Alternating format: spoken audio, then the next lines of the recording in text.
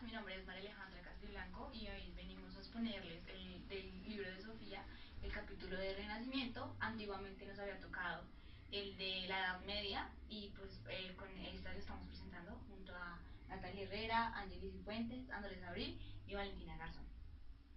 Jerome se encontraba en el jardín delante de su casa amarilla. Ahí llega Sofía y Sofía le dice, o sea, Sofía llega y ella le dice que porque ya había llegado tan tarde, que se había pasado más de 9 horas. Ella le dijo que en realidad se había pasado 1000 años. Entonces, Sofía le explica que había tenido que estar charlando con un monje medieval que tenía una cita con él. Y ella le dice que si está loca, porque la mamá había llamado una hora y media antes a su casa a preguntar dónde había estado Sofía. Ahí Yolón miente y dice que ella había salido al kiosco a comprar unas cosas y eso. Entonces, Sofía, pues no sabía eso. Le dice a Sofía de que se presentó otro problema, ya que los padres habían entrado al cuarto de ella en la mañana a preguntarle que pues que o sea, les llevaba comida para darles de desayuno. Entonces Sofía no se encontraba en ese momento y le preguntaron que dónde se encontraba Jerome, y Jerome se queda consternada y le dice que ella se había tenido que ir porque pues habían peleado. Entonces el papá llega al jardín allí donde estaban hablando ellas dos y dice, hace la reseña como un poco sarcástica de aquí están las amigas, y sale con una carretilla a recoger unas hojas. Entonces ella sigue en la charla y luego pausa la. Entonces Sofía y yo se encontraban ahí, el padre también. Entonces el padre le dice que pasen a tomar café. Entonces ella pasa y le dice como, ya que no desayunamos, pasa a tomar un café. Entonces tomaron el café, luego Sofía dice que se tiene que ir y le dice a Jerome que si pues si quiere saber sobre lo que pasó, pues que la acompañara hasta la casa. Entonces ella la acompaña a la casa y camina a la casa y les pregunta qué fue lo que pasó. Conversación con Jerome y Sofía, Sofía le explica de que todo lo que estuvieron hablando con el monje era acerca de la filosofía, y Jerome le dice que pues más o menos le explica, y ella le dice que es una pregunta que más de un filósofo se hace, que de dónde venimos, de dónde provenimos y todo, cuentos de esos. Entonces ella le dice que si ella no cree que en el colegio son temas de los que no les explican muy bien o de los que pues no se enfocan tanto. Entonces, bueno, ahí llegan a la casa y donde Sofía ya tenía la comida servida, ella habló con la mamá y le dijo que iba a descansar ya que estaba muy agotada, y pues algo que no era raro porque siempre que ella llegaba a casa de sus amigas, llegaba a dormir a su casa. Luego Sofía sube al cuarto y ya se estaba listo para dormir y se queda mirándose en el espejo y se da cuenta que en el espejo hay un reflejo como de otra persona y se aparece o sea, tiene como cierto parecido a ella. Entonces se queda como un poco consternada y piensa que es el mismo cansancio. Córtalo. Acostarse dentro de su sueño ve a una niña sentada en una caseta de madera. Entonces aquella niña era mona, era rubia, y ella le hablaba, pero la niña no respondía. Entonces ella pensó que quizá era sorda. Entonces ella veía que ella no respondía nada a lo que ella hacía o decía. Cuando un momento de pronto escuchó que decían, ven un momento, Gildecita, y la gritaban. Entonces la niña oyó y se fue. Entonces ahí fue donde dije como, oh vaya, no es sorda. Y pues bueno, entonces a lo que vio que la niña iba hacia su casa, vio que había un hombre. La niña llega y sale corriendo directo a los brazos de un hombre. Este hombre parecía ser el padre de Sofía. Entonces el señor la cogió y le dio vueltas. Entonces ahí es donde ella se despierta y se da cuenta que ya había pasado bastante tiempo. Entonces ahí decide bajar y se encuentra con su mamá, quien le dice que había un perro que muy extrañamente estaba ahí como si ya hubiese tiempo, ya había estado ahí. Entonces Sofía le dice a la mamá que es algo raro. Entonces la mamá le dice que sí. Y entre lo que ella le dice, conversa con la mamá, se le sale de que el perrito ya había estado ahí. Entonces la mamá le pregunta como que por qué había estado o algo así. Entonces ella le dice, sí mami, seguramente es lo que tú dices. Y bueno, ella sale y dice que va a llevarlo a, pues, a buscarle un hogar o algo. Entonces la mamá le dice que a dónde lo va a llevar si supuestamente ella no sabe nada. Entonces ella le dice que tal vez en la cadena o algo así se podría ubicar el de quién era el perrito. Entonces, bueno, ella sale sin saber a dónde llevarlo y empiezan a caminar. Entonces en lo que empiezan a caminar pasan por una ciudad que era, se llamaba la Plaza Nueva. Y allí se da cuenta que esa era una ciudad de la Edad Media. Y tras caminar, ella va siguiendo al perrito de ella, que es Hermes, que el perrito cada vez que pasan las personas se queda oliéndolas o cosas así. Entonces ella la llama y ya llega donde ella esté. Y ahí ellos van caminando y llegan a un lado de buses y en ese lado había muchos buzones. Entonces se dio cuenta que ahí había otra postal del padre de Sofía. Entonces, luego de eso, se da cuenta que el perrito empieza como a correr hacia un lado, como hacia una azotea. Y entonces ella lo empieza a seguir y se da cuenta que el perrito late mucho y que el perrito está como muy, si él conocía a esa persona. Entonces, ella lo sigue y ella empuja la puerta, pero sigue asustada. Entonces se da cuenta que está cerrada.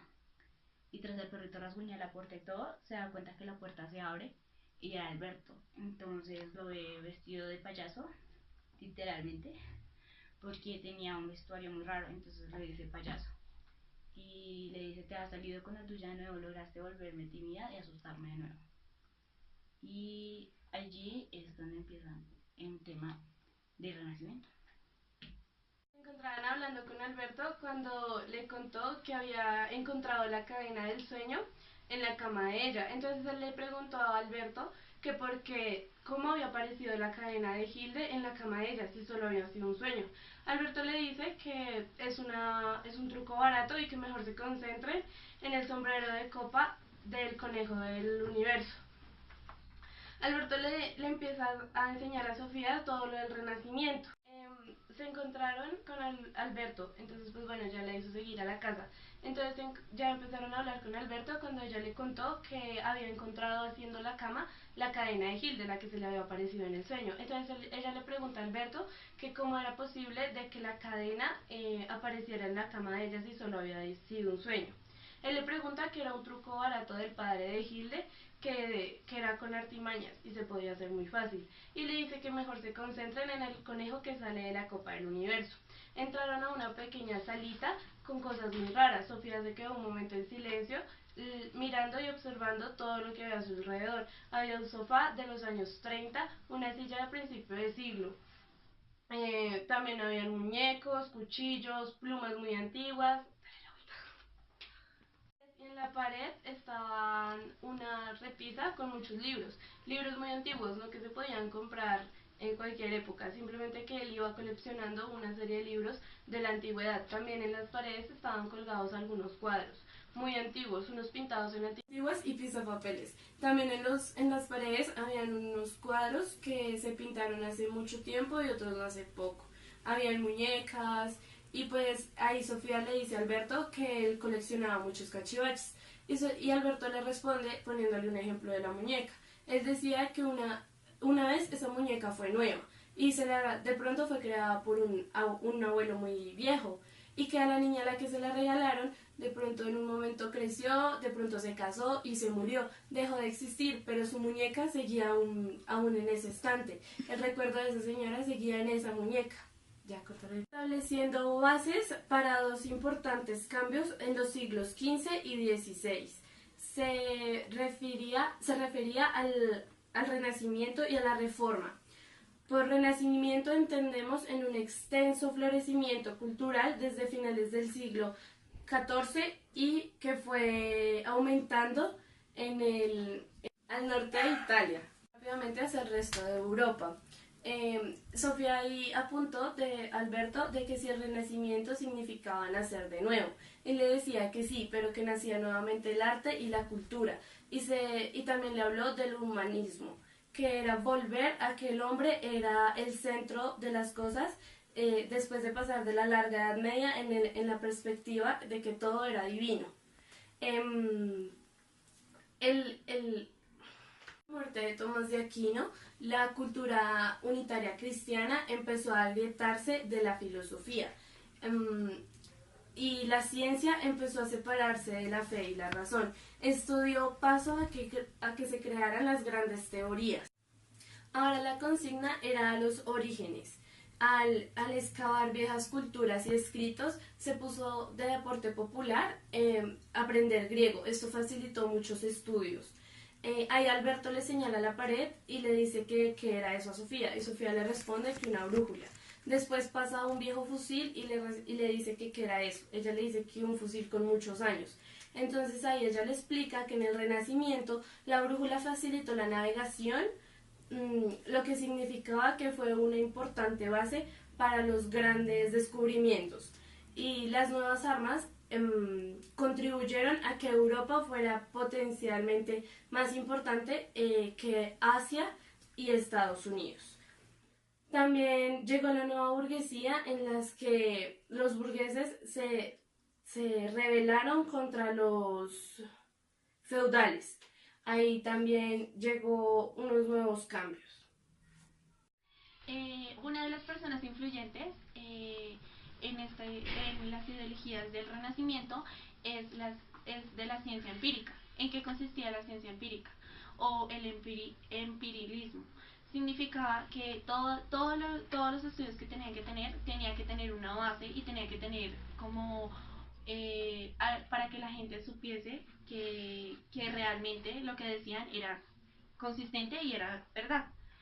Tenía que basarse en la observación y la experiencia y todo el tipo de experimento. Claro está, Aristóteles hizo un tipo de ciencia empírica en la antigüedad. También dicen que Galileo Galilea era un personaje importante en el siglo XVII, quien dijo que el libro de la naturaleza consistía en todo lo de la matemática y que cada cosa, todo se basaba en la matemática, toda nuestra existencia y todo lo que nosotros hacíamos. La visión geocentrista también destacó mucho acá en el mundo. En el Renacimiento, la visión del hombre es tener fe en el ser humano y su ideología, el cual decía que el hombre es la base de todo y que Dios creó al hombre para el hombre. La naturaleza pecaminosa también se destacó acá, el cual decía que el hombre era rebelde en contra de Dios, en contra de las iglesias, y también uno de los personajes más importantes del Renacimiento fue Finicio y Miraco de Miranda, quien escribió el diálogo de la dignidad del hombre, quien colocaba a Dios en su punto de partida. Y bueno, en la Edad Media se decía que Dios era el centro de todo el mundo y que Él nos creó a nosotros. Pero entonces en el Renacimiento se dice que nosotros mismos somos la base de todo. El hombre renacentista, se dice así, es por las personas que en la Edad Media se consistía en que todo era como enfatizado en lo oscuro, en lo triste y todo.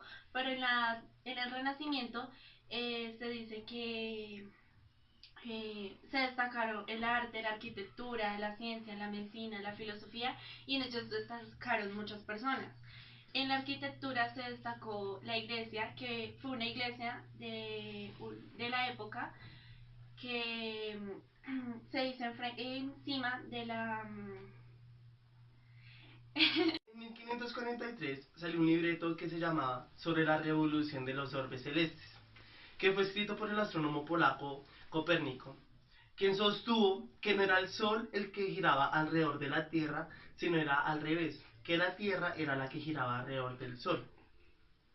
También afirmó que no era la Tierra la única que giraba alrededor del Sol, sino que eran los demás planetas. A esto lo llamó la visión helocéntrica, helocéntrica del mundo. Es decir, todo gira alrededor del Sol. También dijo que el Sol era el centro del universo. Y también afirmó que la Tierra y los demás planetas hacían movimientos circulares alrededor del Sol.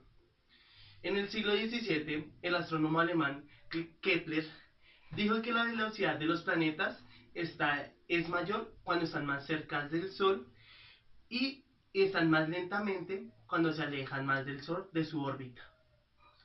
Al mismo tiempo que Kepler, existió el científico italiano llamado Galileo Galilei, quien estudió los cráteres de la Luna y vio que la Luna tenía valles y tenía montañas, igual que el planeta Tierra. Y se descubrió que en el planeta Júpiter también existen 4 lunas, así que eso quiere decir que la Tierra no es el único planeta que tenía lunas. Pero además, lo más importante que hizo Kepler, de lo que Galileo Galilei formuló, llegó Newton, quien formuló lo que se llama la ley de la gravitacional universal. Esta ley dice que cualquier objeto que atrae a cualquier otro objeto con una fuerza y que aumenta más grande serán objetos y que disminuye cuando más distancia hay entre objetos. Bueno, esto quiere decir, si hay 2 elefantes tendrán mayor fuerza que estar comparados al lado de 2 ratones. Es decir, 2 elefantes de un mismo zoológico tendrán más centro de atracción que un elefante que está en la India y un elefante que está en América. Será más diferente el centro de atracción entre estos 2 individuos.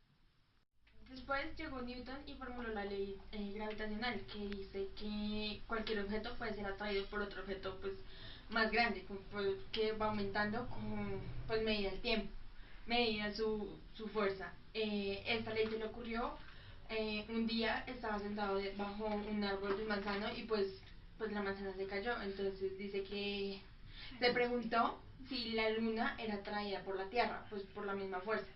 Y por eso es que la luna da tantas vueltas alrededor de la Tierra. Y o sea, es una fuerza que no va a parar. Demostró que estas leyes fueron planteadas en todo el universo y poco a poco fue desapareciendo esa vieja idea de que se había plantado en la Edad Media. De alguna manera vieron la nueva visión del mundo como una nueva prueba que tenían que afrontar. Darwin demostró que el hombre había sido la evolución de un animal, pero la Iglesia, viendo estas dos nuevas teorías, siempre opuso una resistencia, pues a que eso no era así. En el Renacimiento se dio una nueva relación con Dios entre la filosofía y la ciencia. Estos dos pues se votaban en las ideas cristianas. Asimismo también llegó al Renacimiento, se pudo traducir la Biblia al hebreo y a las lenguas vulgares.